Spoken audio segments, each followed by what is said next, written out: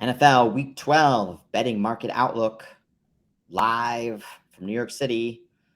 I'm Brett Matthew at Deep Value Bettor with my co-host Judah Fortgang at Throw the Damn Ball. Thanksgiving week, 3 games kicking off tomorrow. So I know as people kind of listen to this, games are already going to be starting. So let's get right into it. Let's look at week 11 drive quality scoreboard. Some interesting scores this time around. What we were just talking about a little bit offline was Browns, Bills. According to drive quality, earned points, Browns 33, Bills 32. And this was one of those where when we were live betting, we had a very successful live betting weekend. One of our most successful of the season. But Bills was one of those games that we actually didn't make any money on, didn't place any bets on. And normally this would be the case where we would be buying the dip on a team like the Bills. As soon as you get any sort of discount on an elite team like the Bills, we're going to try and take advantage of it. And we were kind of hesitant the whole time. In fact, there was a little while we were like flirting with maybe we should start taking some Browns. Oh, Browns is getting a little attractive. Yeah. And we can see at the time-weighted average margin, Browns just -3. Time-weighted average win probability, 36%. So the final score makes it seem a little bit like, the Bills kind of wiped the floor with the Browns. But that wasn't really the case at all. And certainly from a drive quality perspective, it says the Browns played better net-net. Yeah. No, I think that's right. And it does do a really good job of bringing me back to, Sunday during the stream. And I was like really debating, do I bet the Browns? Do I not? And I certainly had a lot of caution with betting the Bills. Also there are a bunch of I think pretty noteworthy scores. It might come as, I guess, a little less sexy, but like Washington barely kind of beat the Texans. Yeah. At least by our drive quality. They really helped out by a pick six. And I think the narrative is like, oh, Washington's won a bunch of games in a row. Houston's really bad. And like Washington took care of business. And the time weighted average was certainly much larger. It was 14. The game wasn't close in that sense, but it wasn't because the Washington was playing so well. So I'd maybe pump the brakes a little bit on some Washington optimism. Let's remember who's playing quarterback. And even though they might be at 500, I still don't think they're a particularly great team. Yeah, I like that drive quality kind of reinforced this live betting notion as well, because there was a series where I was kind of pitching, hey, maybe should we take some Texans? And it wasn't because it's like, oh, man, the Texans look so great. But it was like Texans double digits. It was like out to +14, +17. And it wasn't like Washington really was doing anything. They got that like one turnover, the pick six or like fumble six or something like that, like early on. But Washington didn't look good. And this is why I think like this drive quality model is, especially over the course of the season, is really providing a lot of value because this matches the eye test. This is what you would have kind of wanted to see is, man, Washington didn't look good. I mean, the Texans didn't look good either, but I mean, Washington still ended up winning by double digits. This says they just barely squeaked it out. So you looked at the earned points over realized, -10 points. So basically said they scored 10 more points than their drives on a drive-by-drive basis actually justified them scoring. Yeah. So I think very that's kind of illuminating there. Yeah, I agree with you on that front. Even just the I guess reinforcing more the good side of the bets, like the Bears. We have them handily beating the Falcons. And we were talking about we had an incredible day live betting. I had by far my best day of the season. And I was still with the thinking how much better it would have been. Obviously, I at length talked about the tilt from the last second Rams field goal. But just like, what if the Bears actually came out with that game? And our drive quality says they probably should have, or at least were the better team moving the ball. Yeah. Actually, yeah, that's a great point. Actually, this is how good of a live betting weekend that we did have, because I was so tilty on that Bears game, but I actually forgot. I forgot that was like one of the biggest losers that we had, in fact. And I just love this. The fact that drive quality is again saying the Bears should have won that game decisively by a full touchdown. Yeah. And basically reinforcing that those live trades that we took on the Bears, which were deep out of the money too. I mean, we had the plus 3.5, plus 125, which ended up did covering, but those deeper, I think, plus 210, plus 310 money lines ended up not cashing. And I think maybe we had like a minus 5.5 in there as well. That if the Bears would have pulled it out, which again, on a drive-by-drive basis, saying that the Bears ended up still playing better than the Falcons, those were good bets. Yeah. And that's why when you want to like go back and reverse engineer why you did what you did, drive quality gives us a really good sense of how we want to grade our live bets. And this says even our losses were really well timed and like really well executed and kind of good decisions. Yeah. So love it. Yeah. No, I think that's a good way of I think encapsulating really all the bets. I'm looking at the Raiders too. Right, who did win? Yeah, Raiders 25, Broncos 19. Yeah, and just like your Jets Patriots under 7-3 wasn't even close.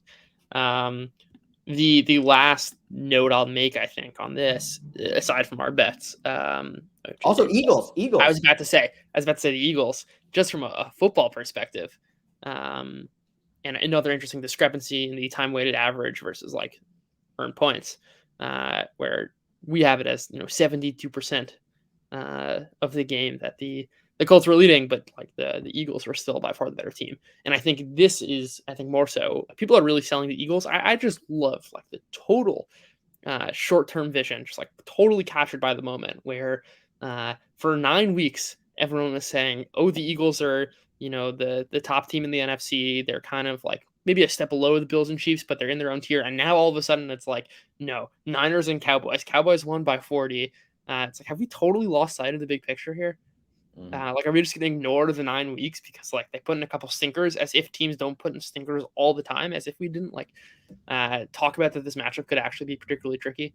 I just like short-term results are noisy, especially when like the 17-16 was the final score, and like probably doesn't actually reflect the fundamentals behind it. And I think drive quality does a great job kind of reminding us and putting us in our place in our long-term perspectives. Yeah. Eagles 24, Colts 17, decisively winning, covering even one of the minus 6.5. So not only should they not have only just barely squeaked out a win, some people saying obviously, they shouldn't have even won that game. They actually should have won the game and covered the game, in fact. And yeah, when we go back to our preseason previews, we know that it's not a straight line up for the good teams, not a straight line down for the bad teams. There's going to be choppiness. There's going to be kind of false head fake trends that you see over the course of the season. But I think we've certainly seen enough from the Eagles to say that they're playing well. They're a good team. They're a top 5 team for sure. What I would say, the caveat there is, the Eagles' run defense has looked susceptible. The last couple weeks, starting with that Texans game. Yep. But again, teams are going to go through peaks and valleys over the course of the season. That's right. And I think that's a good point. It's actually something I just talked about on the PFF forecast, about like kind of the game script is out for how to beat the Eagles, which I think just adds to the handicap, and we can talk about that when we talk about the Packers Eagles game. Yeah.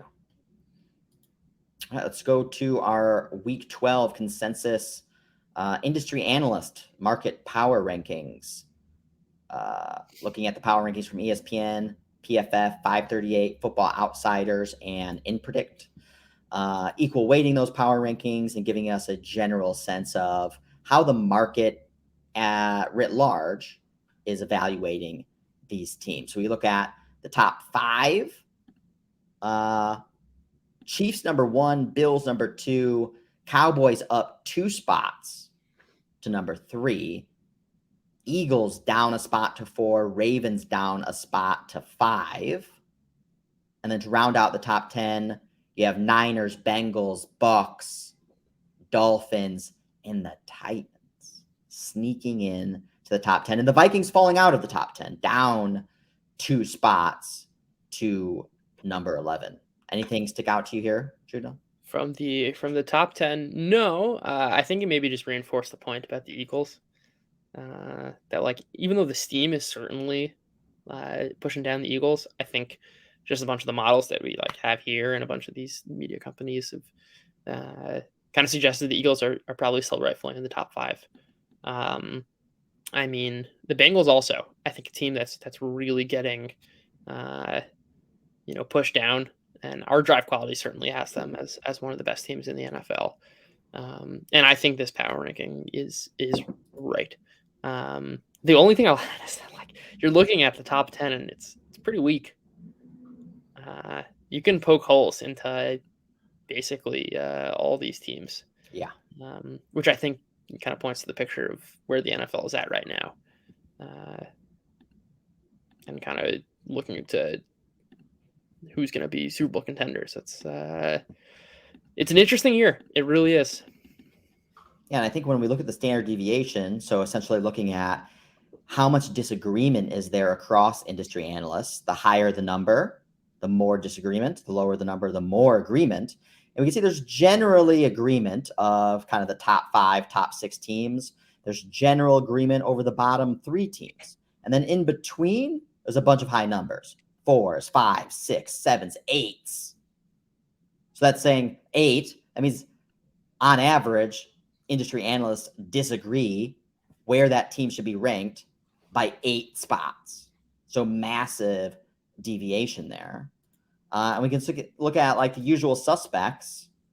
Some of the largest industry analyst market disagreements on Jags, on average 8 spots. Seahawks still 6 spots. Vikings 6 spots. Cardinals 6 spots. Colts around 6. Raiders 6. Lions 5.5. Titans 5. Cardinals is one. Drive quality ranked 30th. Right, we're almost a market low. Football Outsiders has the Cardinals ranked 31st, and this is something that we've talked on maybe a few streams now.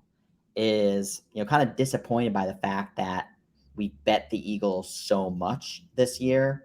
Not very often live betting. Sometimes we've taken advantage of them starting off slow and kind of playing the trend of the game pretty well. But from a pre-game betting perspective, just being way too optimistic on the Cardinals this season, and in fact, defying our own drive quality model, saying, oh, we're just talking about how smart drive quality is. It knows all this stuff, man. It's ahead of the curve. And then we're fading it on the Cardinals. Drive quality says the Cardinals are one of the worst teams in the NFL. And basically, we're saying, no, it's missing. It's missing something. It doesn't understand DeAndre Hopkins is back. Again, even the game that they won versus the Saints, drive quality said they should have lost. Yep, 2 pick sixes. That's gonna do a lot. I was thinking the same thing even before you just said all of that. But it's pretty revealing, and I think a good reminder. But also at the same time, it does. I do like that we're not just products of drive quality. Yeah. Where it's like it's not as if we're just going to plug in, oh, this is what our numbers say, and that's it. It is important to always dive into the not just the context. I think that's kind of a bad cliche, but understand what's behind that number and sourcing the information and seeing is it possibly missing something? What can we kind of add? I think that's an important reminder. Yeah, I mean, if the model was so smart, we would just be printing money. Yeah. Yeah, and that's not always going to be the case. You're going to have to always add the human element, the wisdom, experience, judgment of us as handicappers, as live bettors, traders. But there is a difference between like fading something that it hates over and over and over again. It's like you'd think we'd at least learn our lesson, It's like, Yeah, which we actually did this week because Sure. I think even you said like it seems like it's time to get the Cardinals. Like 8 points is too much. Drive quality telling us don't do it. Yeah. And finally, we're like, all right, wait, we can't do it. Yeah, to be fair, I think that was pricing in Kyler and Hollywood Brown. But yes, I think that was certainly in the calculus. It was like, in theory, yes, but there's something missing here that I'm going to lay off. Yeah. So some of the biggest weekly changes, we look at the Rams down 6 spots, Giants down 5 spots. So Rams now down to 24. It's actually finally catching up to drive quality. We've been ahead of this trend hating them all season. I don't think we've ever bought the Rams all year. In fact, we made a lot of money being on the other side of those matchups. Drive quality ranked 26th. PFF at a market high, still holding on at 18th. This is something we've talked about a lot, kind of every week. PFF seems to be always kind of a market high in the Rams. It's like, oh, there's priors around Matt Stafford. But I mean, those priors are clearly wrong because even when he's playing, he's not good. Yeah. And now he's out. So, but Giants to 26th. Those are the two biggest downgrades of the week, and then a flurry of 2s and 1s, usual suspects: Vikings, Jets, Broncos, and then the 1s, Pats. Didn't like their win, of course. Bucs. When did the Bucs had a bye? Yeah. So just relative positioning. Were downgraded. And Chargers downgraded 1 spot, which actually that's one we didn't call out on our drive quality, which was also the Chargers beating the Chiefs. Yeah. So Chargers 33 to the Chiefs 31. And when you think about it, this makes sense. Like the Chargers were winning the game and the Chiefs had to come storming back in the final. Last kind of classic Patrick Mahomes drive. Yep. But I feel like that's already been forgotten. In fact, even after the game, most people are just ripe with all the criticisms about all the things that the Chargers did wrong. And like they got smoked in that game. Yeah. Well, they played very competitively. In fact, it could have won the game no problem. Yep. In fact, we're winning the game for most of it. In fact, we were texting a little bit about, again, this was another opportunity to buy Chiefs on the dip. They crossed through the marginal line, went into underdog territory. I know I bid them. I bought them at like plus 130. Yeah. I don't know if it got deeper than that. Maybe it did. I got a 195. Oh, wow. Yeah. That's where I waited. But I was texting him like, is this like an auto bet by the Chiefs? And it's like, well, it's like wait one drive still, because it was like coming out of halftime and Chargers, I think, were getting the ball first. But yeah, I mean, that wasn't one that we were obviously on stream, given it was like primetime game and stuff. But that was like just a very nice kind of cherry on top close. Yep. To just waterfall profits. And taking advantage of something we've said all year, which is not trusting the Chargers late in games. Yeah. It was a 2-sided live trade. Yep.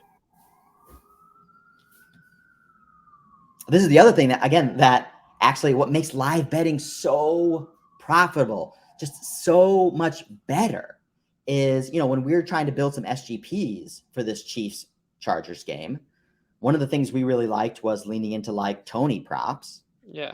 And the dude doesn't even play. And when he does play, then he gets hurt. Yep. And it's like, you can't forecast that. Like that is a gamble in itself. It's like, well, how much field time is he going to see and when's he going to see it? And then obviously potentially getting hurt. Yeah. And it's like when you're in the game, when you're watching the game, you're trying to take advantage of price dislocations and the market just feeding into whatever is happening in the moment. And you, as the trader, can see past that, forecast, and buy the twists and turns, and then take advantage of that. Like, that is just, one, it's more fun. And it's like, there's always an element of gambling, it's uncertainty, buying volatility, of course. But it's like, again, it's just gambling on gambling, the whole pregame betting concept. And it's just one of the reasons I think also, too, I think it's very clear that we are good at what we do, I definitely consider us sharps. And yet, nonetheless, on a pregame perspective in Circa, I mean, we're getting our faces ripped off this season. Yep. It's basically because we just can't forecast like what the coach is going to do and how the game is going to play out before even seeing anything even start to happen. Yeah. I've been like playing a pick'em league with like my buddies for years. I've always been pretty bad. I shouldn't say pretty. I'm like at like 51% usually. Like you gotta know your skill set. That's like I think that's actually an important broad point about betting, which is like don't just like bet the things that everyone else is betting. Like don't just bet spreads and totals because that's the thing that has the most content or the most information. Like you have a certain process. And like you have to kind of lean into the way you think and how that eventually materializes in bets. Like I think I'm pretty good at like these long shot odds. Like that's where I succeed, and that's how I'm positioning myself week in and week out, and in live betting, of course. I haven't bet one spread or total the entire year, not one. Pre-game. Yeah, and that's just, and it's not even to say that because again, we're definitely going to do Circa again next year because it's an attractive contest. The odds are in your favor, especially when there's a huge overlay. Yeah. But it's just the volatility, the variability of what your performance is going to be relative to your skill set is just so much wider in pregame betting.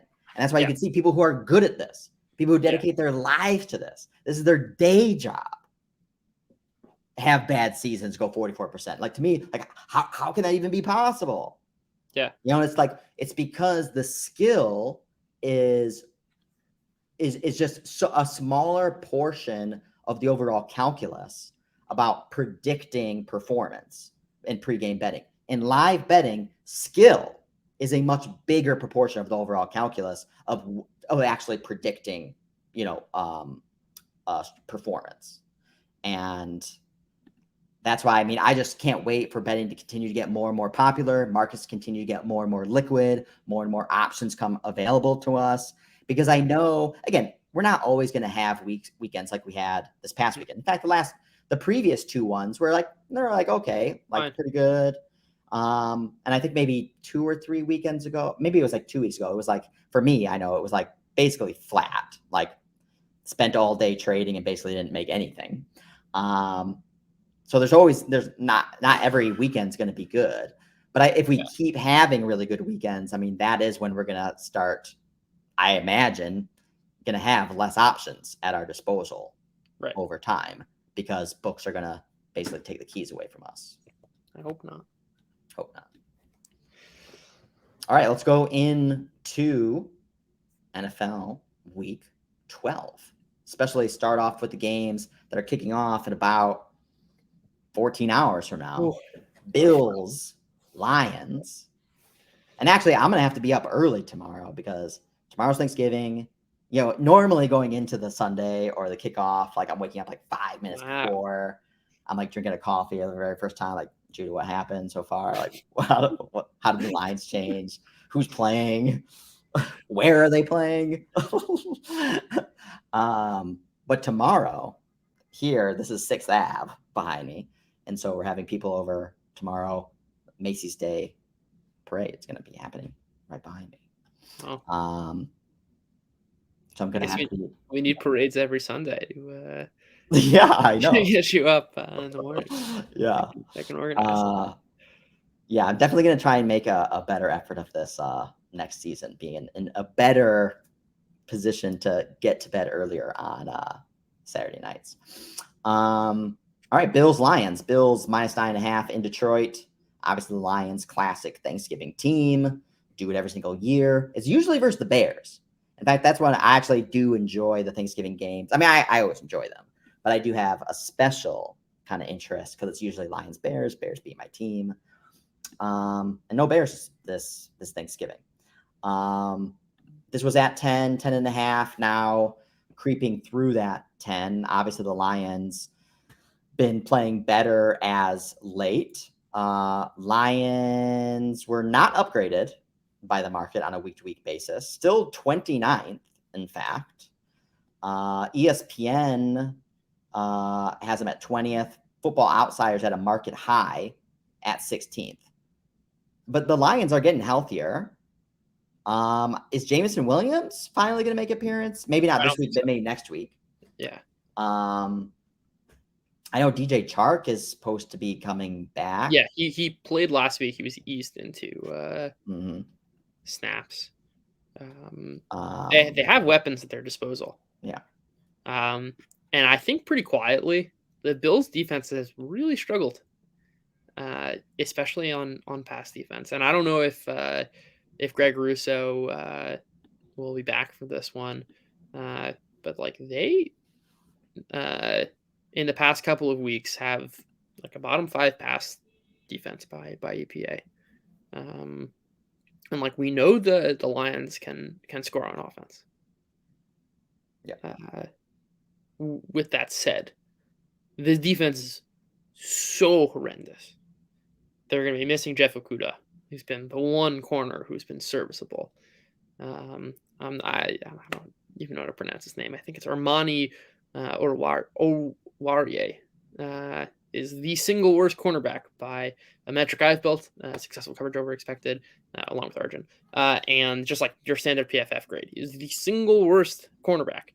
He's going to be forced back into starting duty. I mean, the pass defense is dreadful. And I think that's like, the Bills are going to take advantage of that. I think they'll be able to score at will. They'll be able to pass the ball. The Lions, rush defense is nothing special. They're getting James Cook involved. They're getting Devin Singletary involved. I don't really see how they're going to slow him down. I just wouldn't be. I would be pretty surprised if the Bills completely shut down the Lions and it's a 48-3 type game. Yeah, and what we have the total at here, 54 and a half. So definitely pretty elevated. The highest total on the board actually for the week by far. In fact, no other 50s even on the board. No 49s on the board. No 48s on the board. So definitely supposed to be fireworks in this one.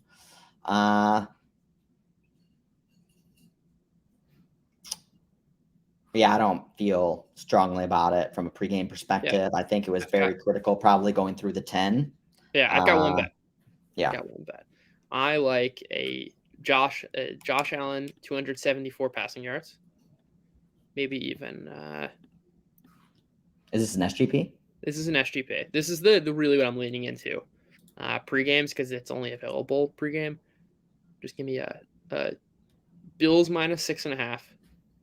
Josh Allen to go over 274, which is a little less than his passing prop. You can get that at plus 195.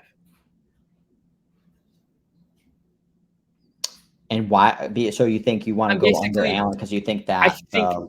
I think the Bills are going to. Okay, I think they're going to be able to pass the ball at ease against the Lions. Yeah. I think like Gabe Davis will hit some explosive plays. I'm not really comfortable. This is my standard bet size. I'm not really comfortable making a huge SGP here with 3 or 4 outcomes. I'm looking for 2 things, which is like the Bills I think are going to win solidly, but I don't think it's going to get out of hand. And like they're going to do it passing the ball. When the Bills throw, they've got the highest, maybe it's the second highest pass rate over expected. Second highest pass rate over expected, 9%. We know they like to throw. They'll have their way. I think Josh Allen will get to his passing prop at least. 275 is nothing against this defense. And I think it builds in a solid cushion, like getting on the other side of 7. But plus 195, it's not even like it's a pretty juicy odds. Yeah. And I'd be surprised if the Bills just ran their entire way to this game. And I think the Lions will be able to keep up. Mm-hmm. Yeah, and I can see, too. I mean, there's been some reading into the Lions' defensive resurgence, or at least not being completely miserable. Yeah. And we can see that, they still actually didn't play well, as you were talking about, from a coverage perspective. We're still one of the worst last week. It's just, the Giants receivers are not good and banged up. Yeah. And were continuing to get banged up over that course of that game. Wan'Dale Robinson went out. I think he's out for a couple weeks now. Yeah, no, I like the angle. I wish I would have seen from our market consensus power rankings the Lions being upgraded. Yeah. Materially. We haven't seen that. So that makes me a little bit cautious. Obviously, we're seeing a little bit of buying into the Lions getting through the 10. Yeah. I mean, again, I think the most important thing in the context you just brought it up is the impredict, which is like what's the actual spread ranking, and they're 24th, which would be a pretty. They're not 24th. It's subsequently updated, but that's a pretty significant move. Mm-hmm. Right? And just a note: these are compiled earlier in the week, and obviously spreads are pretty dynamic and are constantly changing. So the impredict rankings do change on a quarter of that, but yeah, I think they rightfully so have kind of moved up a bit. And actually, I misspoke earlier too. ESPN has the Lions ranked 28th. Football Outsider still market high at 16th, but in fact, Drive Quality is the one that has the Lions ranked 20th. So we're still definitely tilted towards overweight Lions relative to the broader market. Broader market consensus ranking is 29th. Yeah. I also, Greg Russo is out, which I think certainly helps. He's been a pretty good pass rusher this year. Okay, let's go. I think this is. I definitely want to dive more into this one when it comes to SGP, especially given, this is a higher total game. You could potentially see some interesting stuff happening. Those are the types of games you obviously want to lean in. Yeah, I wrote one up for BFF, Nice. so we can you can go check out and dive into. But yeah, these games are always fun for SGPs. All right, the next Thanksgiving game, Giants at the Cowboys. Giants totally banged up, +10, reduced juice, leaning to 10.5, over under 45.5. This is one of those games where I feel like there's one narrative. Everyone knows the narrative. And so for that reason, like everyone's betting for the exact same reason that I can't bet the Cowboys here. Certainly not from a pregame perspective. Yeah, I just think you wait and see. I mean, look, there's definitely a possibility that meaning I think what you're saying is true to an extent. Especially if Andrew Thomas doesn't play, like if your entire offensive line is weak links, right? They've just ruled out 4 starting offensive linemen against the number 1 pass defense. Like it could get totally out of hand to kind of like Tampa Bay, Kansas City Super Bowl levels, except that the quarterback's Daniel Jones and not Patrick Mahomes. It's like you literally might not be able to do anything. And the angle I think is it's not even the sacks. It's like the Giants' run game's not going to get going if they're starting backup offensive linemen the entire way. Yeah. And again, I just feel like why isn't this moving out way higher? Yeah, I agree. Because again, what you just said, that's what I'm saying. Like that is why anyone would be like, why you couldn't bet the Giants. It's like the whole offensive line is gone. Yeah. The wide receivers are banged up. Yeah. They already have difficulty scoring points to begin with. The Cowboys are red hot. They just look like a Super Bowl team versus the Vikings. Yeah. They're getting upgraded by the market. They're still a top 5 team. It's only 10. Yeah. But like, why wouldn't you wait and see? Like, just take a couple drives and see how the pass protection's holding up. Well, and also too, we've seen this year as well, where it's like, wow, I guess it was that simple. Yeah, like, exactly. I guess that was all it needed was a simple handicap. In fact. Speaking of a simple handicap, we really jumped on the Daniel Jones passing props last week. Yeah. And again, this is a point I just made, but like his passing prop is still 200 yards right now. Right, it's still priced in for the game script of Giants playing in because it's using his season-long averages. That's how these prop markets are derived. What happens if he falls into a past game script? Like, it's not as if the Giants are gonna you're gonna have to be Falcons it. Yeah. If they go down and the passing prop is still 200 and he's throwing the ball 46 times, he's going to throw more than 200 yards. And Darius Slayton is going to be the recipient of those targets, assuming he stays healthy. In right? fact, I And actually wouldn't mind waiting on it and doing it live with the well, that's what I'm saying. expectation. Yeah. Yeah, for sure. Like you want the advantage of the live game script to know that the passes are coming. And if you want to take advantage of the Cowboys defense, take the sack props live when you know that Jones is actually going to be dropping back to pass. Right? Yeah. Like if it's in a game script where that's happening, go buy the Micah Parsons live. Go buy they're not offering Lawrence, but go buy Darrence Armstrong live. Yeah, Daniel Jones passing yards, 195 Yeah. It's the same right thing as it was now. last week. And it's gonna be slow to adjust. But like if you, if the game is, 10-0 early in the second quarter and the Cowboys have the ball, it's just like go bet Daniel Jones over passing props. If you throw the ball 45 times, Yeah. you're gonna Yeah, get 200 yards. we bet a lot of props this year. Especially when you're lining up SGPs, like you got to throw a prop related bet in there to really juice it up. Yeah. But that's not something I would say that we've necessarily done a ton of research in or, It's have kind of planned tools to really yeah. take advantage of that. But that is definitely something for next year A because sneak. Yeah. exactly to your point, like the fact that how the market is pricing it is basically just a pure It's an like average. arithmetic. A median, yeah. Yeah. This is actually, to give a little sneak peek, something I was working on today, because I actually had some time to work on it. It was wonderful. He's looking at tendencies of quarterbacks in the situation like team is down, right? Who does quarterback go to? On, third downs, who are they going to? Team facing the blitz, facing pressure, etc. And kind of seeing based on this matchup, can we kind of get some prop edges based on quarterback tendencies and who they're going to look to at receiver? Yeah. Because in theory, there should be there, right? Like you're relying on Justin Jefferson on third down. Like that's a thing. That's real. It exists. Yeah. So that's something I've been looking into and hopefully can start to leverage over the last couple of weeks of the season. I think like another huge element too of a huge advantage of live betting is again we talk about like because you need to wait and see what the team's potential game script is going to be, and like another even more granular example of that is Daniel Jones rushing, and it's like if you see him do a couple of those bootlegs and they're kind of working, then it's just like wow, then just like hit the over on Daniel Jones rushing because like they're going to be leaning into that.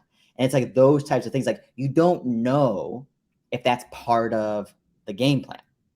In fact, a couple of weeks ago, I loved Zach Wilson rushing yards versus, I can't remember who it was. Patriots.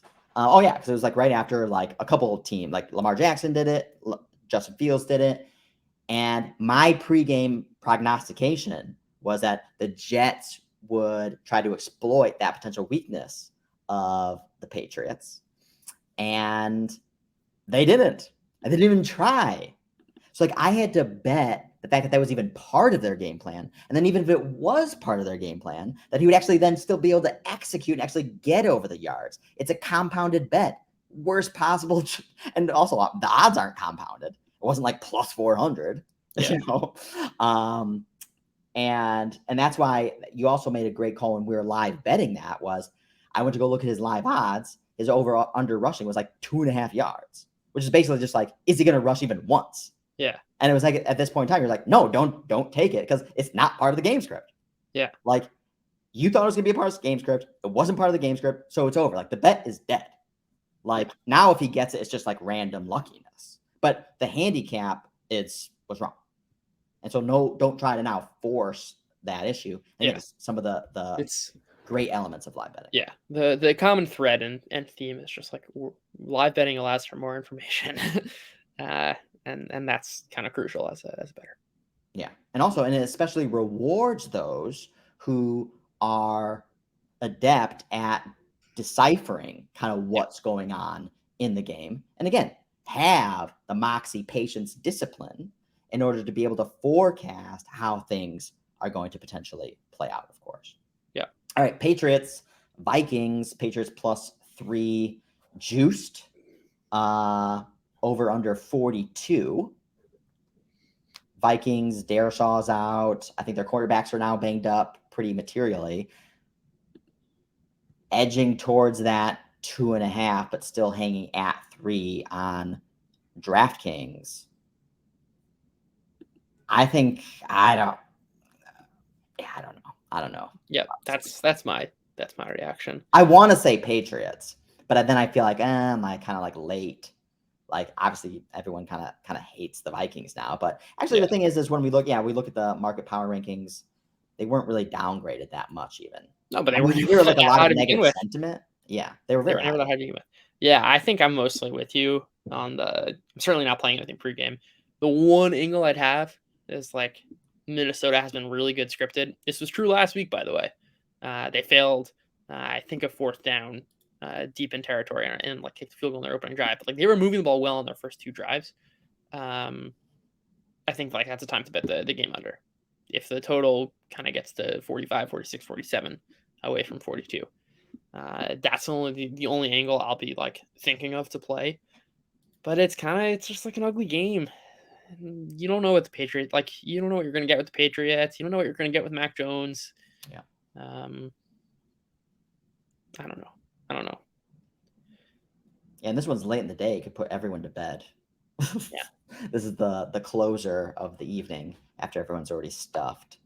Yeah, nothing. I mean, unless you wanted to play like an unders SGP, which are never fun. Yeah, I played the SGP. I played was TJ Hawkinson. I think it was like 60 yards and a touchdown.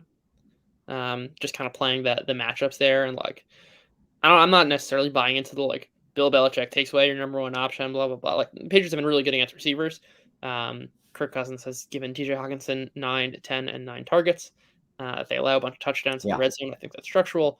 And like Ramondre Stevenson has very quietly taken over the role of lead back. And like we're all looking for something to play on Thanksgiving night.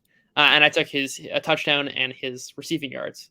He's been really involved in the passing game, 6 to 8 targets each week, like independent of game script, which I think suggests that like they're going to be giving him the ball. Got some really juicy odds. It's like +4. It's like 40 to 1. That's my play. We all need to play to end the day on Thanksgiving. Yeah. Finding the slim pickings that there is to try to take advantage of something in this. Yeah, I have the bet. That's the other thing is actually, now that I think about it too, is like, again, like under SGPs just aren't going to be as attractive just from a mathematical perspective, because you can't be like, unless you're like, you'd have to say like, oh, this person's going to literally do nothing. Yeah, it's also like, it's mathematical, meaning they're theoretically infinite number. You can't go past 0. Yeah, exactly. There are infinite number of yards you can get on the upswing. There are defined numbers of yards you can get on the down. Yeah, and you can't get lucky and get 150 yards. You can get lucky and get like 6. Yeah, and like go past the 0. I also think like unders would theoretically be attractive. It's also like they're not really available. Like you can push at lines on FanDuel to like 80 on a receiver to get 100 yards. That doesn't exist on the downswing, at least not yet. Yeah. All right, so let's get into the main slate, and we got Texans, Dolphins. Texans +13.5 with Kyle Allen at quarterback. 47 is the total. I like Kyle Allen, first of all. Like, I think that is the only upgrade is the fact that, or the only non-upgrade I would say is like, obviously hasn't played all year. I don't know if necessarily the chemistry with the particular wide receivers, the team writ large. I don't know also if the Texans are even trying to win. That's the key, I think. I have really no idea if the Texans are trying to win. And also the Dolphins are a team that can just take your head off. Yeah, so they can score 40 easily. Not taking either side of this game. Yeah, no, yeah. I would take Dolphins. I mean, like, again, like when we were live betting versus commies, I was potentially interested in taking Texans +2 touchdowns versus a team like the commies, who, again, aren't going to take your head off. But the Dolphins have that capacity. This is like danger territory if it doesn't go right. I agree with that. Total does seem high though, 47.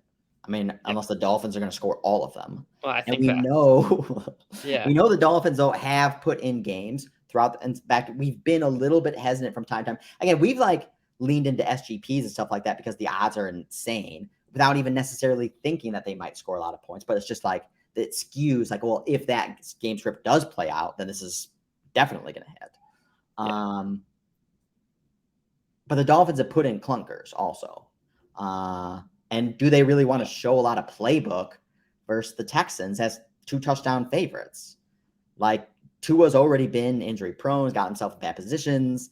They don't want to have to deal with that again. Like get in, get out. Why showboat? Yeah. I mean, their kind of poor games have been without Tua, which is the only kind of caution I'd give. Sure. Yeah. But I mean, the Texans, at least their strength has been their secondary so far, which in theory could stop the Dolphins. I just don't see that happening. Hill and Waddle are too good. They're too dynamic. It's not something I'm really interested in betting at all. Mm-hmm. Dolphins minus 23.5 plus 289. In fact, you go out to 20. You could just take another 3 points. 26.5, 409. If this is going to be a game that's like 36-10. Yeah, it's possible. Which 36-10 would put you right at that expected total as well. Right. Oh yeah, and our injury analyst chiming in here. Thank you, Dan. There we go. This is why we need Dan. When we're without Dan, we're just helpless. We're lost. Yeah, just totally ignoring all injuries. Yeah, so Stingley out for the Texans, or at least questionable. And dealing with a hamstring. I mean, if you're dealing with a hamstring, those things linger. You're not going to be 100% no matter what. Yeah. So yeah, just another reason not to even really flirt with Texans and points. Bears at Jets. Bears +6 reduced juice lean to 6.5. Over under 38.5. A bunch of questions around Justin Fields. Probably not going to play. I think that's what this line's telling us. Going to be Danny Simeon, unless his upgrade is Mike White, which would be ridiculous in my opinion. Trevor Simeon's the Bears backup? Yeah. Oh, I didn't even know. Yeah, I mean, on either side, I would like this with Fields for sure. But backing a Jets team with Mike White, I mean, I guess in theory, I don't think Mike White is necessarily a downgrade per se. Not a downgrade. He's an upgrade. He's not a downgrade over Zach Wilson. And here's the thing. The Jets, I trust the Jets kind of infrastructure, as we've talked about all year, basically. Meaning, I like the offensive coordinator. They have good weapons. I think Mike White kind of can do a good job executing a very easy game plan that's handed to you. I don't know if he can do it over the long term, and I think defenses might adjust. But in the short term, he can definitely put together patches, especially against a really dreadful Bears defense. But again, I want to see it. Like, just take the information. See how Mike White looks. Does he look comfortable? Is he making throws? Like, he put together a good, obviously that great game against the Bengals and had a good quarter against the Colts before he got hurt. But, like, there's a reason he wasn't starting, and there's a reason he didn't start the first couple of games of this season. And Joe Flacco. I was always so shocked that they went with Joe Flacco. So there's probably something there. That's again, down with a good point about the checkdowns, and it's something again to look at for prop stuff, just like quarterback tendencies. But it's a low total. It's especially with Trevor Simeon, it just seems like an ugly one. Yeah, and especially if the Jets are still in the playoff hunt, have a lot to play for. The Bears don't. Yeah. I think the under here is also very attractive. It seems actually quite high at 38.5. I don't understand the Bears defense is bad. And Trevor Simeon is capable in spots. And again, he's not like dead meat. He's got he can move around. He's dead meat in this offense, I think. especially even Justin Fields was dead meat for many weeks. Yeah, but then they finally tailored the offense to Justin Fields. And it's Yeah. just like they don't have, especially if they're using anything the same playbook that they've designed for Fields. Simeon can't do that. I don't see really. I'd be shocked if Simeon can play against the Jets defense, but it's football. Anything can happen. I've been surprised before. Yeah, I think if you're going to go with Jets, one, I like the under. In fact, probably even lean into an alt under. Yeah. And again, I think this is an interesting. I mean, the props aren't out yet. Yeah. Like, if you like the Jets to cover 6, I mean, unless you think the run game is going to get going, maybe. But you probably think Mike White's going to play at least at expectation. So add that to, add his passing prop. It doesn't necessarily have to be an over, but get to 75%. He has to play at a certain level if the Jets are going to cover. Yeah, and this is such a great game for him to play his first game. Yeah, I can already see all the tweets about, they should have went to Mike White sooner. We knew it from last season. He was good. Why didn't they start him? And I mean, he's playing the Bears pass defense, which I might be able to play quarterback for the Jets. I mean, I'm just so disappointed in the Jets bailing on. I mean, again, Zach Wilson's not looked good. He's made a lot of bonehead decisions. He doesn't look like he's necessarily growing per se. But again, he missed a lot of games last season. He missed games this season. So he's still technically really in barely his first full year, not even yet. Yeah. You got to be patient. Yeah. Especially you're getting a little bit of a vulnerable schedule here where he can show you a little stuff. I think there's too short-term focus because we're 5-3 or whatever, 6-3, whatever they are. And we have a chance to win the division or to go to the playoffs at least. And we wanted to capitalize now on that and sacrifice a much longer term decision and commitment towards Zach Wilson. It's particularly bad in my view because they're not winning the Super Bowl this year. No. You take the long-term perspective. I mean, it would really be a disaster, I think, if they went to Flacco. I guess in theory, if Mike White's still young, but it doesn't make sense. Well, they said that Zach Wilson's the third quarterback right now. Yeah. It's they're trying to almost teach him a lesson. I think it's a weird dynamic. I mean, the team building question is another area in which I'm interested. But it's puzzling. I'm with you, and I think with that said, I think it does. You have to upgrade in the current moment. I think Mike White will be better than Zach Wilson. Yeah. I like Mike White props, especially in this game. I mean, it's at home too, so favorable environment. No adversity there, no travel, nothing like that. Yep. It's the worst. Very good setup. Yeah. And also, again, Justin Fields isn't even on the other side, so you could potentially get into some really favorable game scripts for the offense. Yeah. And I will say, by the way, if Justin Fields does play, and I don't think it's 100% that he's out, the 6 is pretty attractive, I think, for all the reasons we outlined last week. Sure. Although I think this will be one of the tougher defenses that Justin Fields played. Yeah. For a while. I think it's a little. I think the matchups matter a little bit less for him, in the sense that you're really defending a unique skill, which is a quarterback's rushing ability. Yeah.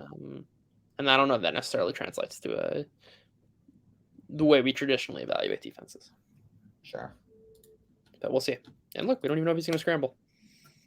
He looked like a totally different quarterback in the second half of last week.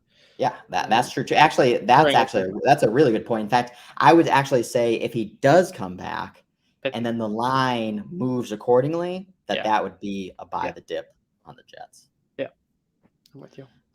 Ravens at the Jags. Ravens -3.5, over under 43.5. So the Jaguars are back. The Jaguars had a bye. We couldn't bet them even if we wanted to.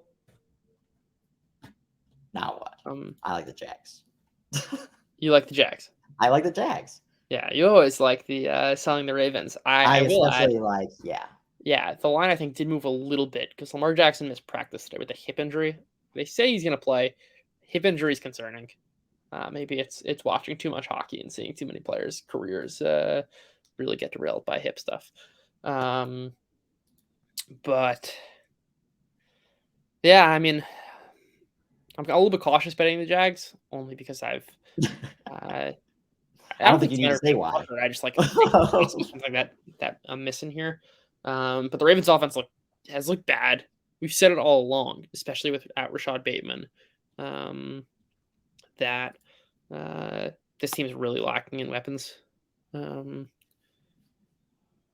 But Demarcus Robinson looked really good, and his statistical profile actually also surprisingly looked very good. He's generating a ton of separation, which should in theory be sticky over time. But yeah, I mean, look, our numbers are always going to show value on the Jaguars. Yeah, we got them still ranked. Drive Quality has Jaguars Ninth? ranked 9th. Yeah. Market has a Jags ranked 21st. So Yeah. huge And deviation there. huge standard deviations also. And again, Yeah, our huge drive standard quality does not factor into that standard deviation, but it does express the same sentiment. Yeah. And to my dismay, the Ravens are ranked high by the market, ranked 5th, but also by Drive Quality has the Ravens ranked a little bit lower, 7th. In fact, we are a market low, tied with 538 at 7th. Football Outsiders at a market high, having the Ravens as a top 3 team. There's just been a lot of talk about trying to buy the Ravens, having a weaker schedule going into the end of the season. That I was reading another kind of statistic that, they've blown a couple games this year. Yeah. In every single game. In fact, had double-digit lead. And so they could be undefeated. Yeah. But I think if they were undefeated, people would be saying like, wow, this is like the worst undefeated team of all time. Yeah. So they've it's an interesting thing. Like they've run the fewest plays from behind of any team. Yeah. Or certainly with the win probability less than 50%. Which is interesting live betting angle, by the way, similar to the Eagles, which is like we don't really know how they're gonna play coming from behind, especially for a team that is lacking in receiving. Yes. Depth. And the Jaguars have been good scripted. Mm-hmm. Well, and that's the other thing. I mean, again, that was another game that, again, we had a very successful live betting weekend. Ravens was not a part of that. And Ravens was a price that was dripping lower all Sunday. And in fact, there was only a flirtation with potentially taking the Panthers. So, and that's the other thing is also what I've noticed is one of the reasons why I think you can have a good pulse on particular teams is because, we're capturing the moment of the heartbeat of these teams over the course of the Sunday. And I think there is signal in that when you go back and say, all right, Panthers, Ravens at home, I'm now getting 8 points of value on the Ravens into the fourth quarter, and I still don't want to take them. Yeah. And yet they're a top 5 team. Yep. I mean, look, because you don't trust them. It's like, wow, man, they look bad, and man, when they look bad, they do not look good. Yeah, you were talking off the Panthers, saying like they can score, which I think goes to hammer the point that like the ceiling still exists in the sense that like they can play up to the top 5. They're just some weeks they don't have it. Yeah, and then because then also in that Ravens Panthers run, I was like forecasting that one potential but I didn't want to buy Ravens either. But I could Panthers played the Rams really tough for like 3/4 of that game. And then like the Rams kind of extended it in the very end, ended up covering. And it's like, I could have just easily have seen that. I mean, they still ended up winning by 10. And I think they had the ball like in the final drive. Like there was numerous times in the end too, where they easily could have covered that 13.5. But again, because they were playing so lousy, even on short fields, they couldn't convert any points. Yeah. Yeah, I think there's like so many issues. Like the Ravens just don't even look good to me. Don't even look good. So I guess I'm taking the Jags plus 3.5. The one thing is I do know the Ravens are the type of team also that can like look like crap, and then like the next game then look amazing, explode. And the Jags are definitely a team to set them up to do something like that. Yeah. I probably actually won't be betting Jags plus 3.5 because the Jags are the type of team we've already learned like you have to live bet this team. Yep. And that's it. Yep. Bengals, Titans, Bengals minus 2.5 on the road. Over under 42.5. Very low for a Bengals game. Bengals Steelers is also this low, and we didn't take advantage of it, but it was one of the things we were talking about as we were going into those late games. Like, why is this like total like so low? Is like the weather shitty, or in fact, we should have taken advantage of that, because I guarantee you it was buying into this allure of Steelers defense at home still being elite in the sense of being able to shut down the Bengals offense. Yeah. And I bet so much. I'm surprised actually you especially weren't screaming. Well, I bet so much Bengals, like 5.5. I just kept on betting on Bengals it's okay. Yeah, that was another big winner for us. I had worries about the Steelers offense. I really like the Bengals on the spot. And Jamar Chase could potentially be back. Chase is back, I think. Yeah. According to Joe Burrow, also Chase is back. I mean, Dan, our resident injury specialist, can confirm. I really like the Bengals here. I posted a graph today about like how teams fare in expected pass situations. Essentially, like when the defense knows you're passing, how good are the offenses? And like Patrick Mahomes absolutely broke the scale of it. Not the point. Like Joe Burrow's been amazing. He's got a 0.3 EPA and a 50-something% success rate. When the defense knows that you're passing, that's an EPA. That's an MVP type season. Playing to there exactly. And I think that's key for this matchup. Number one, unlike last year, which a main concern was like, are the Bengals even going to pass the ball? Because they were running the ball a ton early in the season, switched to passing like weeks 14. They went on a Super Bowl run afterwards. But also the Titans have probably the best run defense in the league right now. First in rush EPA, like fourth in yards per carry. And the Bengals are totally fine, as they did last week, abandoning the run. And they're going to pass. And it doesn't matter. Even if the defense knows the pass is coming, they're not going to be able to stop it.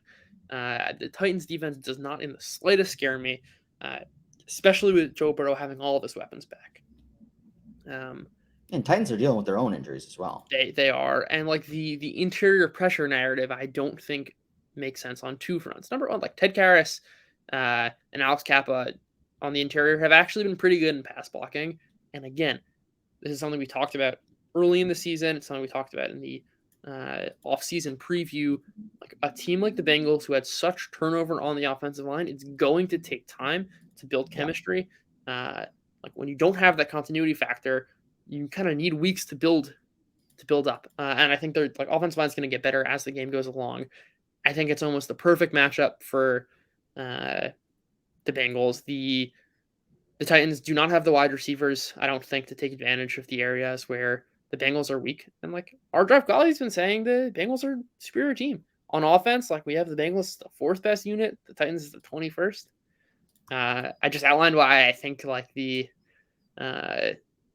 defensive rating, which is propping up the Titans, is probably misplaced. Also, like the Titans played two good teams all season. They played the Bills and Chiefs, and everyone else has been a disaster.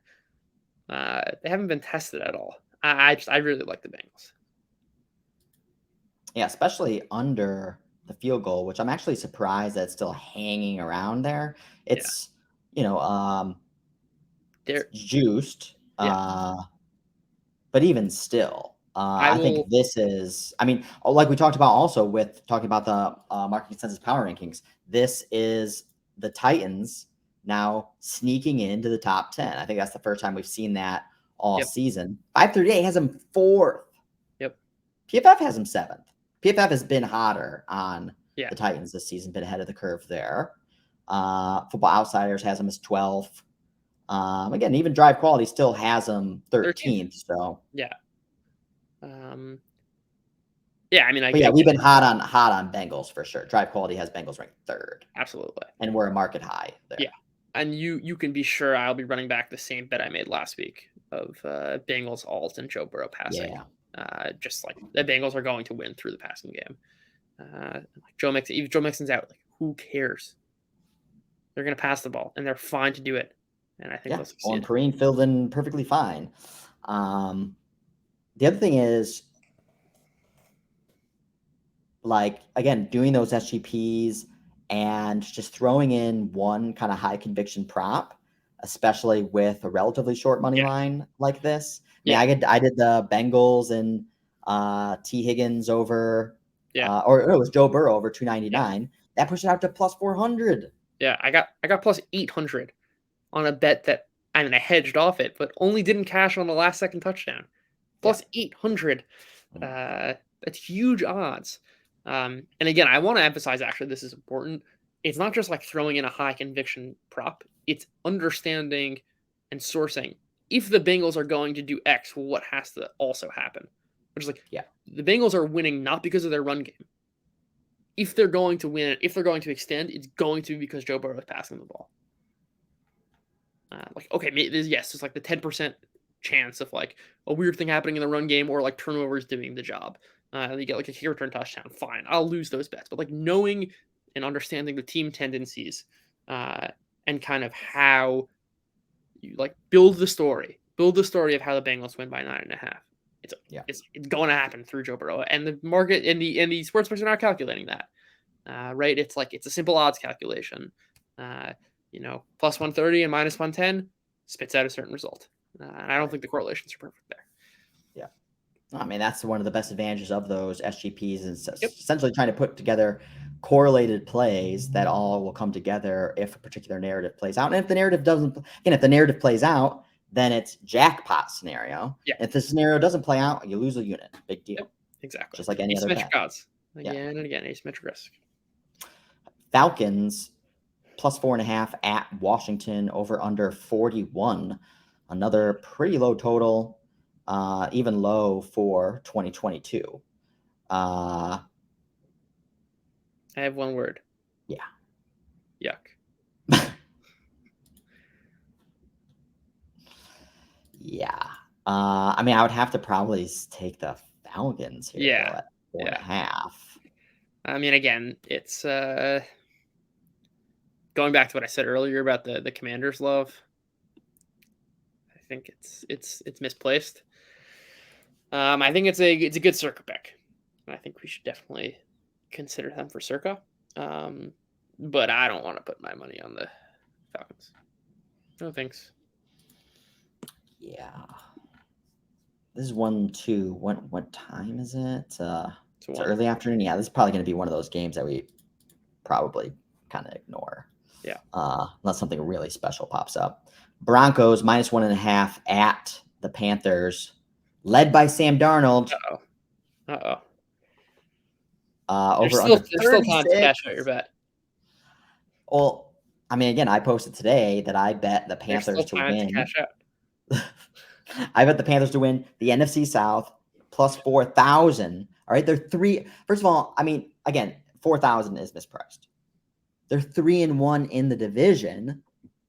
All right, and they have the tiebreaker with the Bucs, who are one of the biggest competition, and they still have to play the Bucs, and they still have to play the Saints. Like towards the end of the season. The thing is again, it's not like I'm trying to make a case that Sam Darnold is like a secretly good quarterback, but we don't know that he's necessarily going to be terrible this in a 6-game spurt. You can't get much worse than what Baker Mayfield's been. That's the other thing is, yeah. And again, the defense has just been playing so gritty. Yeah. This is like, I think at plus 4,000, especially in a division that is weak and they were pretty much down on the Bucs. The Falcons still have their own issues. Again, the Saints could definitely still win the division, I think. Drive Quality loves the Saints. Has them still almost as a borderline top 10 team. But again, they all have their own issues. And basically what I'm just rolling the dice here is like, who knows? Maybe Sam Darnold does like some sort of Geno Smith stuff. It's not like they're totally devoid of talent either. I mean, they have a crappy offensive line. They have crappy coaching. They have crappy play calling. But, they still have DJ Moore. Like, I mean, there's weapons here. Yeah. Anyway, I like the Panthers in this game. Well, the Broncos are terrible. And also, Absolutely. unlike what we were talking about Mike White having a favorable first game matchup, this is not a favorable matchup for Sam Darnold to come in for the first game, obviously going against the Broncos defense. Yeah. Yeah. I mean, I'm staying away, Okay. but yeah. I would like to see what Sam Darnold's like INT props are. Maybe I don't know how often they throw. But here's my play. I'm probably gonna like a Brian Burton sack prop if we can get against Russell Wilson. But otherwise, I'm laying off. I mean, this also could be a spot of like one of those really deep alternate unders, but there's not so much room to go at a total That's of true. 36. You can get to under 26. Yeah, but I mean, hey, we've seen some deep unders We've this seen some season. 10-6ers, and this is a spot for a 10-6er or a 17-10. Under 27.5 plus 275. Yeah. Under That's 25.5. You get like a playable, 14-10. especially early. 14-9. I like under the 25.5 plus 389. And then again, like you can get some wackiness that materializes in the end. But again, making it a trade is either waiting for a drive, seeing if there's an early score, and then taking advantage of a slightly inflated total, and then buying the all under, get a few extra points. But otherwise, then trying to get out of the position with a juicy budget at your disposal at a plus 389, plus 300, whatever, and then get yourself out of it. And in fact, you could then potentially wait for it to go a little bit lower, then buy another alt on the other side. And that's how you create a really juicy potential middle. As slim as it is, that's makes your season. True. Okay, let's go on to Bucs Browns. Bucs on the road, minus 3.5, reduced juice at DraftKings, over under 43. Couple live angles I like here. But nothing I'll play per game. I mean, I think this game comes down to the run defenses and the rushing attacks. The Bucs finally got going on offense against the Seahawks, basically by running at an average rate instead of an absolutely disastrous pace, which I think has been part of product of Rachaad White, or it could just be like we had 1 week anomalies happen all the time. In the same way that the Bucs run defense gave up like 200 yards rushing to the Panthers, like it happens in football. Weird things happen. I expect the Browns to get out to a lead. They've been terrific on both ends, scripted. Yeah. Which leads into some interesting live betting. If the Bucs are rushing the ball, I can like buy into the fact that like this offense will be. It's not gonna be the same as it was, but I think it'll be fine. It'll be average. I don't think Brady's the same quarterback, but he's not totally washed. Then again, if the run and the key point here is that the Browns' rush defense is by far the worst in the NFL. Like their rush EPA is double as bad as the 31st best team. But like the Bucs can be shooting themselves in the foot, and it's not going to matter anyway. If the Bucs are running the ball well, then I can get on board with backing them if they're down. But if the Browns are like rushing and they've got their rushing attack going, kind of like we saw in previous, like they can extend. And like the passing game has been good. Jacoby Brissett has been really terrific. Our draft quality really likes the Browns, especially on the offensive side of the ball. Mm-hmm. I guess to say it more succinctly, I think the Patriots are less matchup dependent, and they either shoot themselves in the foot or they don't. And I kind of want to see, are they going to be shooting themselves in the foot or not?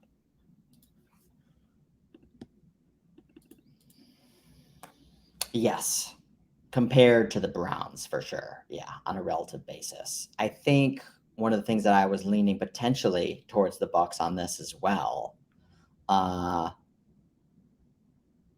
was the Bucs secondary versus the Browns receivers.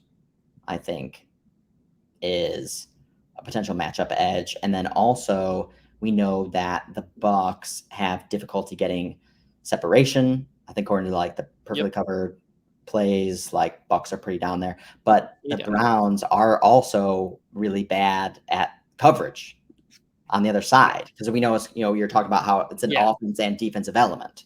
Yeah, but you're trying to extract and like do this reverse attribution analysis of how much is it offense, how much is it defense, and it can be a little tricky. But I think the takeaway is that the Bucs receivers don't get separation, but the Browns put you in a position to potentially get separation. Right. And Brady doesn't need that much separation. It gets to kind of my handicap here. And to answer your question, the Bucs are 46% perfect coverage, which is better than it's been in previous weeks. But a lot of that is a function of like the Bucs themselves shooting themselves. Like they're going to shoot themselves in the foot with bad offense, and I don't think the matchup's going to matter.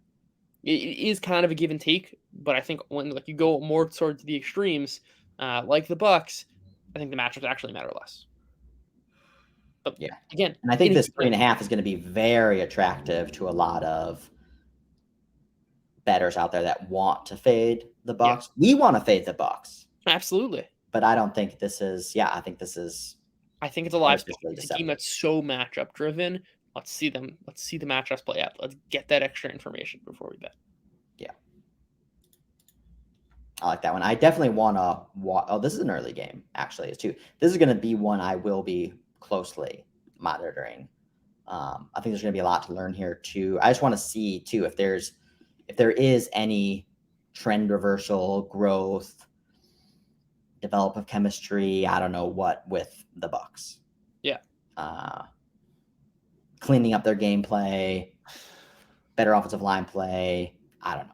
Just we haven't seen the Bucs put in like a good performance in quite some time. Yeah. Raiders plus 3.5 on the road versus Seattle, over under 47.5. Seattle coming off the little mini bye. Yeah. I don't know. We have not bet on the Raiders often this season. I think maybe ever. And we did last week. We bet on them. I bet on them last week. I mean, the offense is capable. I'm not really sure what to make of the Seahawks. I think their offense is good. Their defense kind of was showing up for a 4 or 5 week stretch. I think I want to fade that. I think the line's kind of right. The Seahawks are definitely the better team, but I don't really see any angle pulling me one way or another.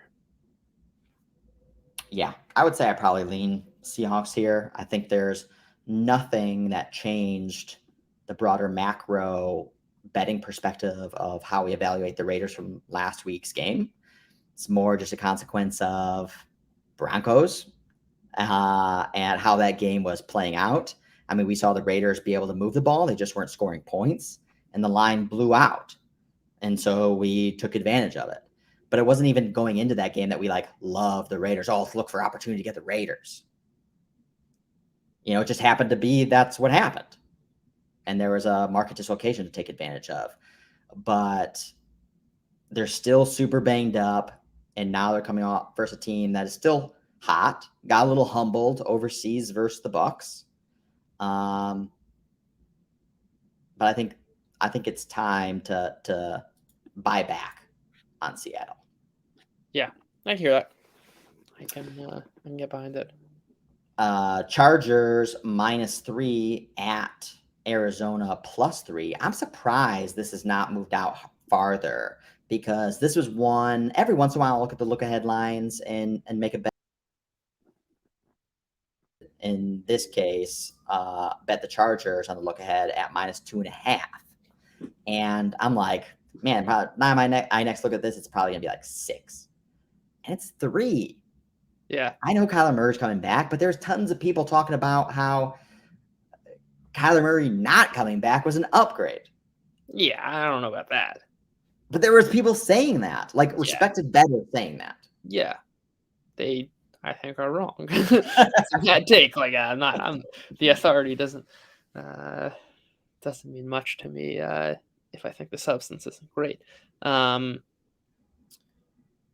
I don't want to bet on either of these teams. Why? I liked what I saw from the Chargers versus the Chiefs. Drive quality had the Chargers beating the Chiefs. When we were texting amidst the game, one of the reasons why I was looking to buy the Chiefs on the dip was it's like, oh, we were kind of we bet the Chargers pregame at the +5.5 and a couple other things. And it was based on the notion of having Mike Williams, Keenan Allen, and Mike Williams goes out. Keenan Allen looked banged up and didn't look like himself, like he was fully healthy. But you said but Keenan Allen is still on the field. Yeah. And that is an element. And he's on the field more. Capable, and he showed he was capable. He made a huge catch down the field. Yes. And also, I saw other replays of him just being in there, being a blocker again, because the dude's 6 foot, composed of 5'9" dudes. There's a huge element there. What's not to like about the Chargers from last week? Oh, I first off, Mike Williams is not going to play. But that's fine. I hear that, and look, I'm the biggest Charger stan there is. I love him. What's not to like is that the defense is awful. They're Swiss cheese. They held the Chiefs to 17 points through 3/4 of that game. Yeah, that's because the Chiefs were kicking field goals and punting. I don't stopping them. I don't think that was a function of the Chargers defense playing well. Look, the market downgraded the Chargers. The main concern for me is I think we're finally seeing a healthy Cardinals team. Granted, I don't know if they have much to play for. They're basically out of it. But we're finally going to see I guess if Rondale Moore's hurt, we won't have the full, but it's a new team. It's Kyler Murray with Marquise Brown, DeAndre Hopkins, and Rondale Moore is a totally different story than Colt McCoy throwing to DeAndre Hopkins. Again, making an argument for the Cardinals. Yeah, look, I'm not betting the Cardinals. I'm just saying if that's what's keeping me off it. Well, hey, you could be totally right. And obviously, you make a good point. This is going to be potentially the healthiest they've been. But again, Kyler Murray's actually not that healthy. So I think he's good. I think if he's practicing fully on Wednesday, I think that suggests that he's good. Again, interesting live angle to see if he's scrambling or not. I'm just it was the Chargers season last Sunday night. That was their shot at the division. That was the game. I'm not saying it's going to be a letdown spot next week. No, it's this was the spot where they're going to produce. And I don't know. I see this as fairly priced at 3.5.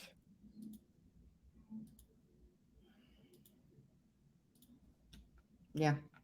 Again, I totally hear your points. And I'm sure at some point in time, the Cardinals will cover. They covered for us against the Rams.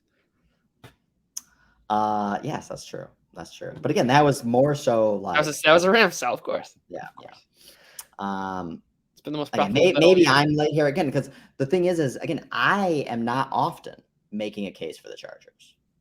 And I'm just saying what I saw versus the Chiefs was something that I wanted to upgrade the Chargers from what I saw there. Yeah. And again, we see the market actually downgrading the Chargers. Yeah, that's fair. I can definitely.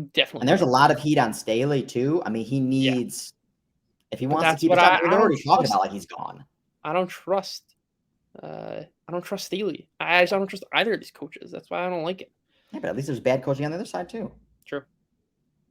All right, Rams plus 15.5 at KC. Probably not much to say about this. Bryce Perkins at quarterback.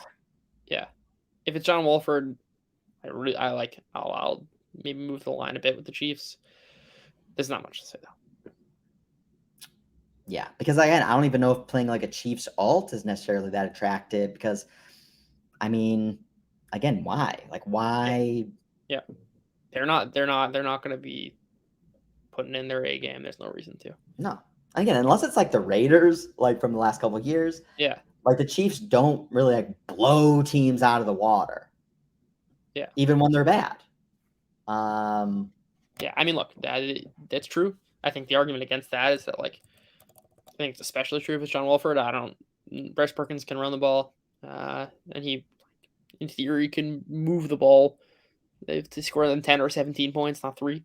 But like the argument for the alt there or the big spread is just that the Rams themselves, regardless of matchup, are so bad at this point and so banged up that they can't score.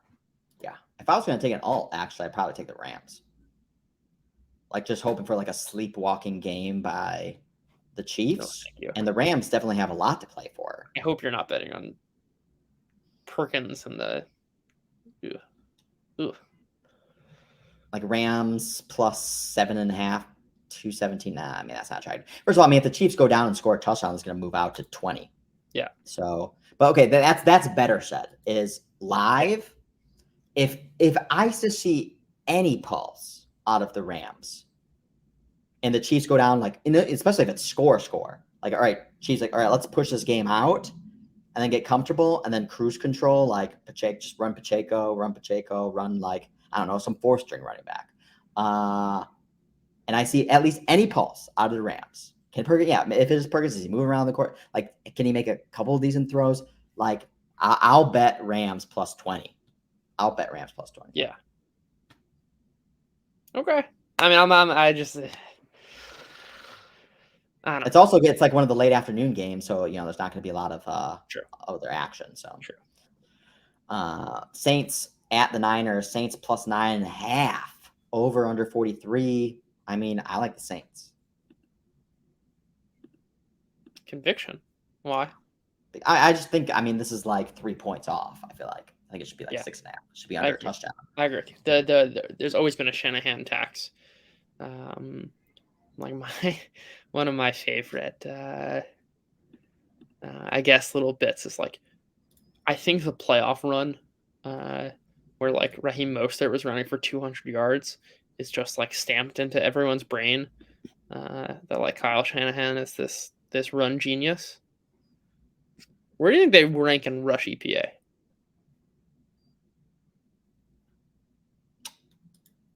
Well, since you're leading the witness.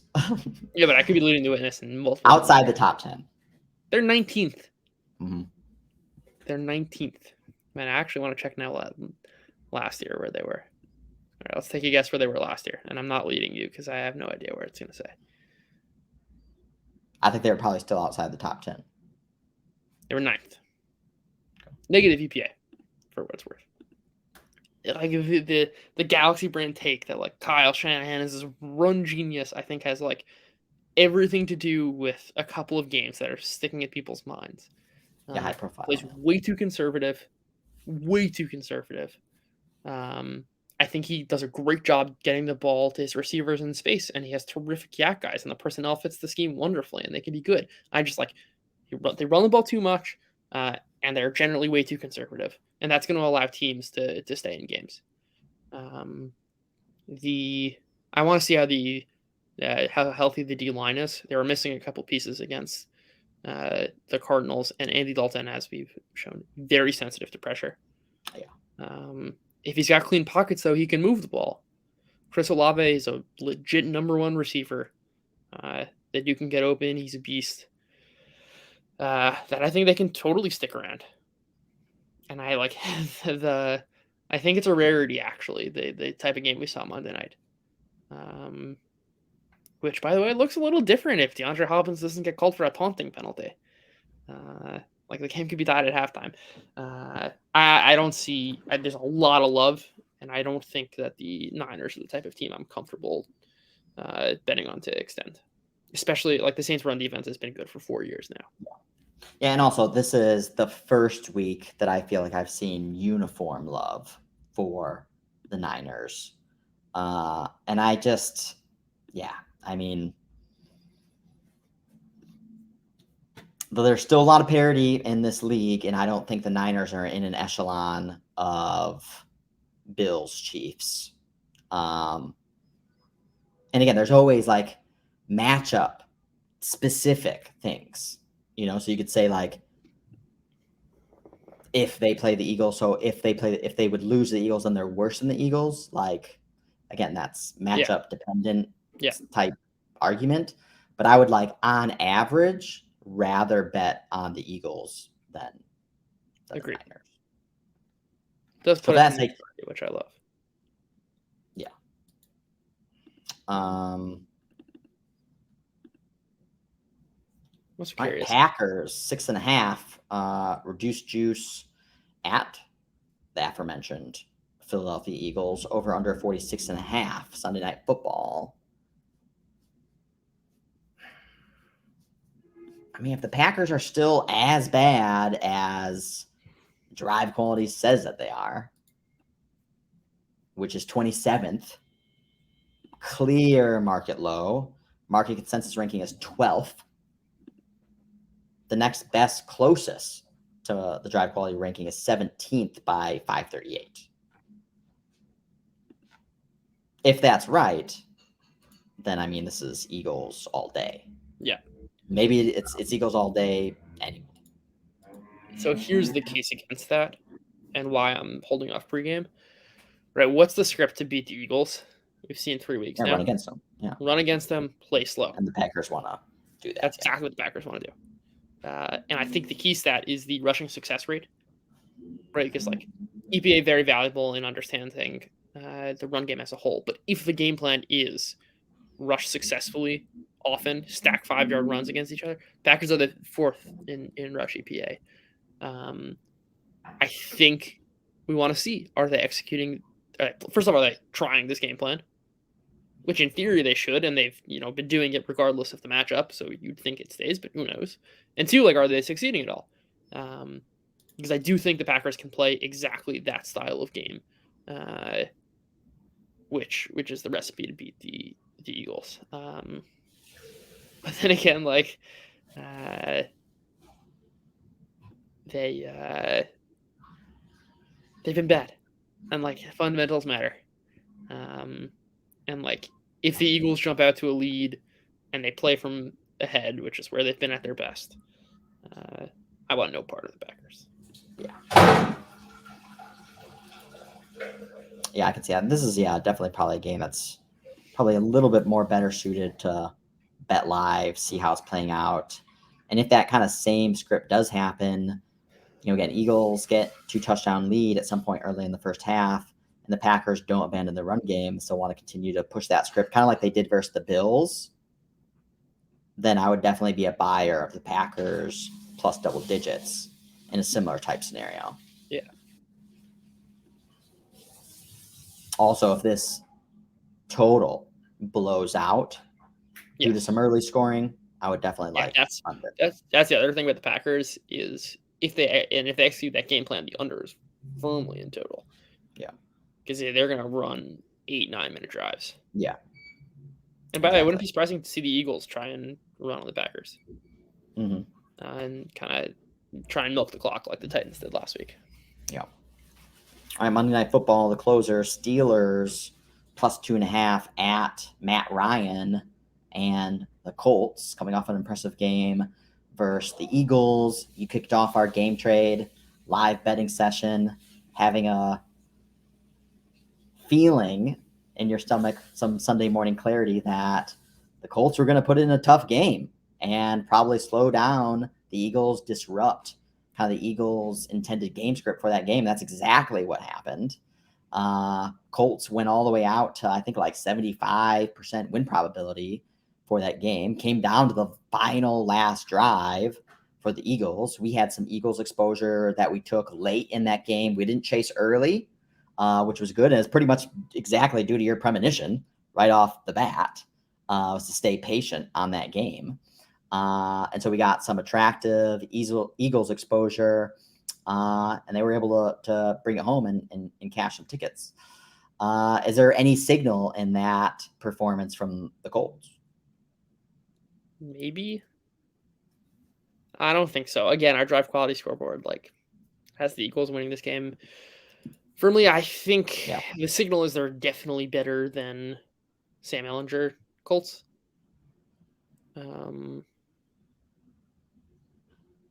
But I still don't think they're a particularly good team. And the Steelers are, I think, a little more plucky than I would have given them credit for earlier on. Meaning I really thought Kenny Pickett was, like, really bad at this stage, but again, rookie quarterbacks improve. This happens Yep. all the time, and, like, George Pickens And can he's get open. developing, some They're nice chemistry playing with him, and, Pickett. like, if he's getting open downfield and Pickett's getting him the ball, like, they'll be able to score. Because if that happens once or twice a game, that's a drive. So, like, that's a drive or two that ends in touchdowns. That they're plucky enough that I want to kind of not touch this game. And like TJ Watt can really take advantage of a bad Colts offensive line. Matt Ryan's been taking tons and tons of sacks this year. That's been the Achilles heel all along. Again, something I've been saying from week one. Two bad teams. Yeah. That's all you need to know. And drive quality says that. So we got, totally right up your alley on the Steelers, because drive quality has Steelers ranked 32nd, dead last. Yeah. And the Colts 28th. Yep. So market lows on both those teams. Actually, no. Football Outsiders actually is actually lower than us on the Colts at 29th. Yeah, no, I would say I